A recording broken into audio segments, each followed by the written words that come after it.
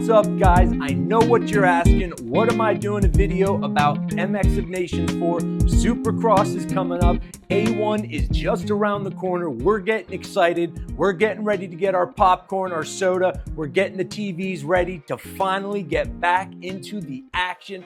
We have been just jonesing for it. It's been months and months since we've got to see the sport that we love so much, that we're passionate about. So what am I doing talking about MX of Nations? So I got to give a shout out to a commenter, Scoop Free. He actually brought this up and reminded me, and I was like, I got to do a video about what is possibly the greatest race weekend in motocross. Certainly since I've been participating and been a fan of the sport. You guys can tell me what you think, but this year, MX of Nations is going to be a barn burner. We're talking about all the best riders in the world fighting it out, and even better, it's in the US. This doesn't happen all too often. I know it happened literally 2 years ago, but it is still a really cool and unique experience to see the best European MXGP riders come over here and battle it out.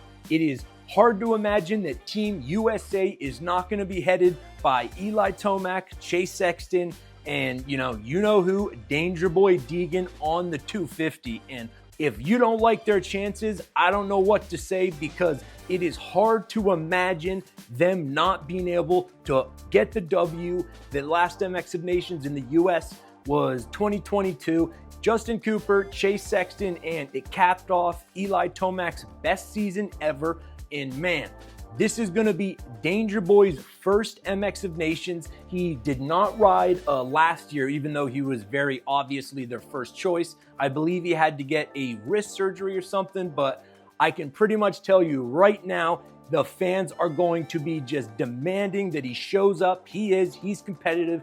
He wants to fight and ride for the US. So I think it is not even a question that Hayden is going to be riding that 250 and is going to be just putting on an absolute show. We get to see the best MXGP riders. We get to see, I assume Hurlings is going to be there, Tim Geiser, Kyle Wolf. It really doesn't get better than that. And then obviously we got the top riders from the US that are riding for the countries that they actually hail from. So we got Ken Roczen, Germany. Two Lawrence brothers are going to be co-captains on Team Australia.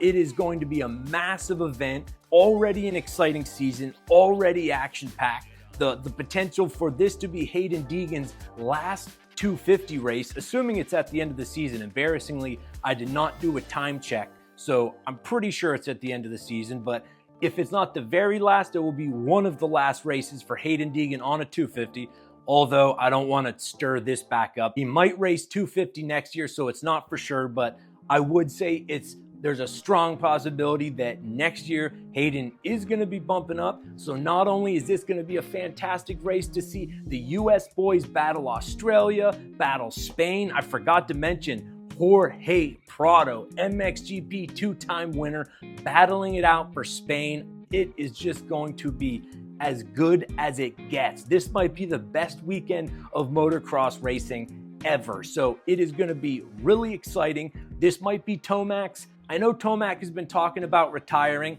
I believe he's still going to race some Supercross after this, so I don't believe it's going to be his last race, but it is possible. You got that. That's already emotional, and the storylines are just one after another. So this year's MX of Nations, rooting for the US or whoever your favorite rider is. If you're from Europe, it doesn't matter who you're rooting for. It's just one of the few opportunities to see all of the best riders. And obviously the two dominant series are MXGP and the United States-based Supercross and Motocross. And we don't get to see them battle it out very often. Well, this is the one opportunity a year that we do. I like Team USA's chances. It's on home soil. They are going to be throwing it down. I know the Lawrence brothers are going to want to kick some ass, so it's going to be really competitive. You got Jorge, Deegan, Kyle Wolf, Geiser, the list goes on. So I know A1's coming up. We got lots of exciting things to look forward to here and now. But man, mark your calendars, MX of Nations 2025 in the US. It is going to be fun. So, man, the season this year, boy, this is pretty much as exciting as it gets. Tell me what you guys think.